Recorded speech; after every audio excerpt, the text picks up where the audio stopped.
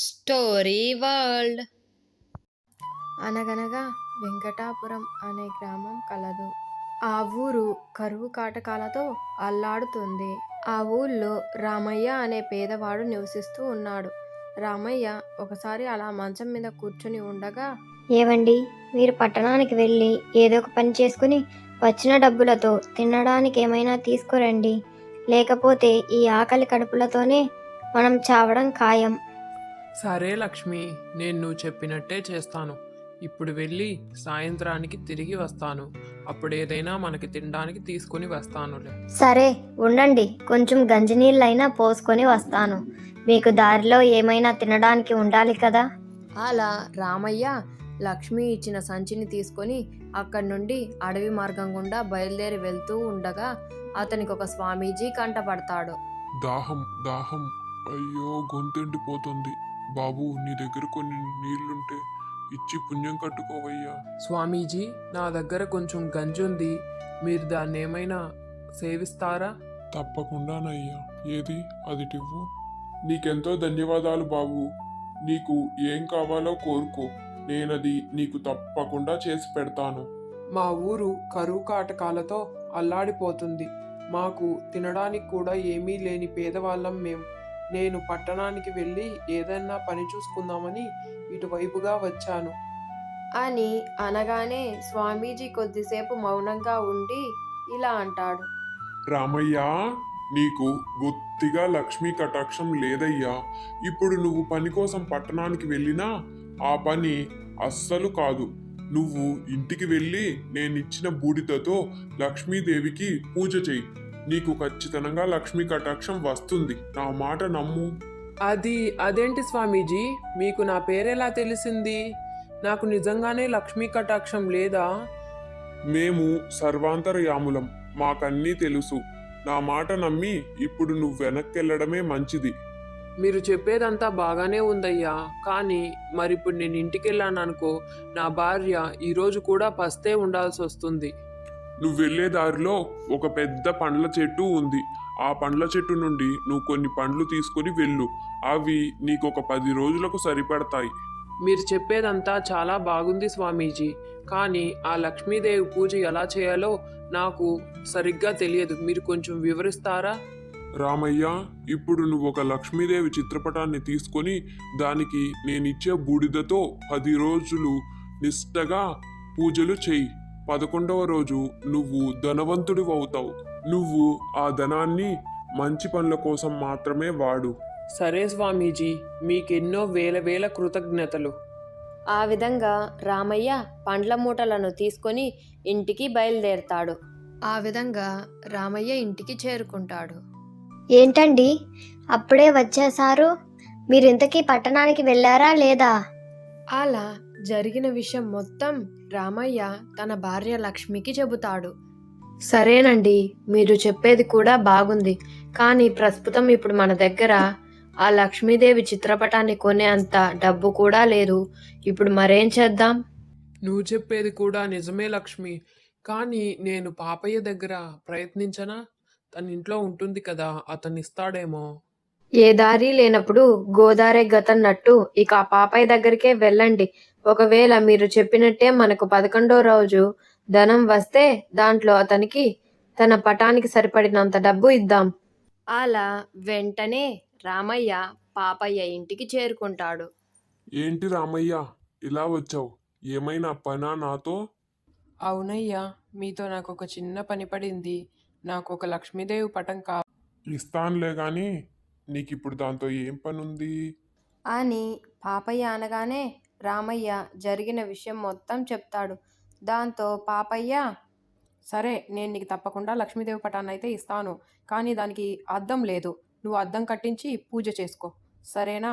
సరేనయ్యా, నేను అద్దం కట్టిస్తానులే. రామయ్య పాపయ్య దగ్గర ఆ లక్ష్మీదేవి పటాన్ని తీసుకుని పట్టణంలో పటానికి అద్దం కట్టే అంగడి దగ్గరకు చేరుకుంటాడు. అయ్యా, ఈ పటానికి అద్దం కట్టడానికి ఎంత డబ్బు అవుతుంది? ఏది, ఈ పటానికేనా? ఒక 100 రూపాయలు అవుతుంది. వామ్మో, అంత డబ్బులా? అయ్యా, దయచేసి మీరు ముందు నాకు అద్దం కట్టించండి అయ్యా, తర్వాత నేను మీకు డబ్బులు ఇస్తాను. ఏంటి? అదంతా ఏం కుదరదు ఇక్కడ. డబ్బులిస్తే ఇవ్వు, లేకపోతే లేదు. అయ్యా అయ్యా, దయచేసి అలా అనకండి అయ్యా. ముందైతే మీరు పటానికి అద్దం కట్టండి. సరే, అయితే మరి నువ్వు నా దగ్గర ఒక 10 రోజులు పని చెయ్యి. 11వ రోజు నీకు అద్దం కట్టిస్తాను.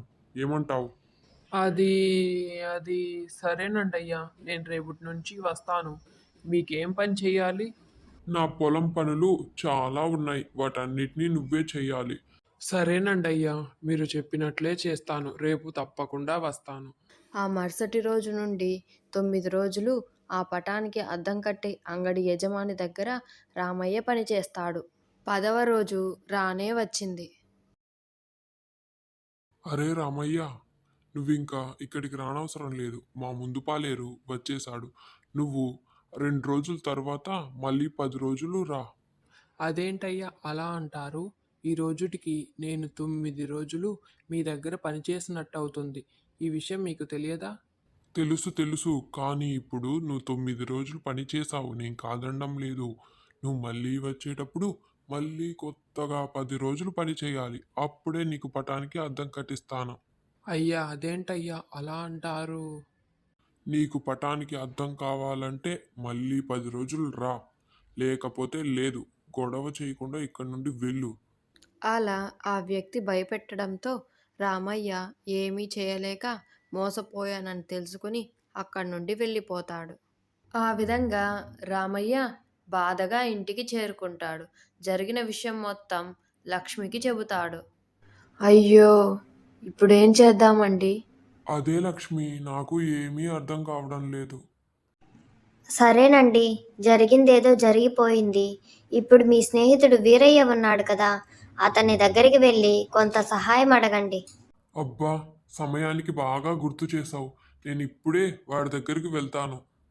అలా వీరయ్య దగ్గరికి వెళ్ళి ఎంతో బాధగా జరిగిన విషయం మొత్తం రామయ్య చెబుతాడు. అరే రామయ్య, ఈరోజు పట్టణంలో పరుగు పందాల పోటీ ఉంది. దాంట్లో గెలిస్తే నీకు ఖచ్చితంగా 100 రూపాయలు వస్తాయిరా.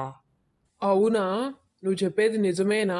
అయితే నేను ఖచ్చితంగా ప్రయత్నించి చూస్తానురా.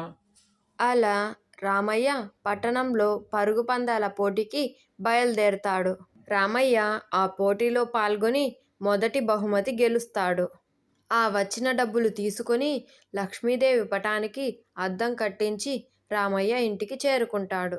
అలా రామయ్య ఎన్నో ఇబ్బందులు ఎదుర్కొని రామయ్య దంపతులు లక్ష్మీదేవి పటానికి స్వామీజీ ఇచ్చిన విభూతితో పూజలు చేయడం మొదలు పెడతారు.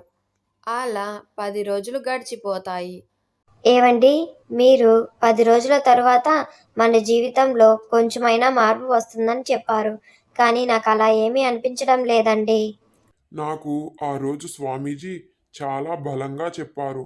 మనకు ధనం వచ్చినా రాకపోయినా మనం ఇలానే మనకు ఉన్నంతలో అమ్మవారిని పూజిద్దాం అని వారిద్దరూ మాట్లాడుతూ ఉండగా బయట వారికి ఒక శబ్దం వినిపిస్తుంది. వారు బయటికెళ్ళి చూడగా బావిలో ఒక పక్షి పడిపోయి ఉంటుంది.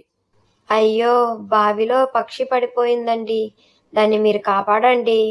అలా రామయ్య బావిలోకి దిగి దాన్ని కాపాడడానికి ప్రయత్నిస్తాడు. అప్పుడే అతనికి ఒక పెద్ద పెట్టె కనబడుతుంది. దాన్ని కూడా రామయ్య బయటికి తీసుకువస్తాడు. ఏంటండి, ఇంత పెద్ద పెట్టె బావిలో ఎలా ఉంది? ఏమో లక్ష్మి, నేను ఇప్పుడే చూస్తున్నాను. నాకు తెలియదు. తెరిచి చూద్దాం, ఆగు. అలా ఆ పెట్టెని తెరిచి చూడగా దాని నిండుగా బంగారం వజ్రాలు ఉంటాయి. దాంతో వారిద్దరూ ఎంతో ఆశ్చర్యపోతారు. లక్ష్మి, ఈ పెట్టెను మన పూర్వీకులు ఏమైనా పూర్వం రక్షణ కోసం బావిలో వేసుండొచ్చు కదా. అవునండి, నాకు అలాగే అనిపిస్తుంది. మనం బావిలో ఇంత డబ్బులు పెట్టుకుని ఎన్నెన్నో కష్టాలు పడ్డాం అని ఇద్దరూ ఆనందపడతారు. మనసులోనే స్వామీజీకి ధన్యవాదాలు చెప్పుకుంటారు.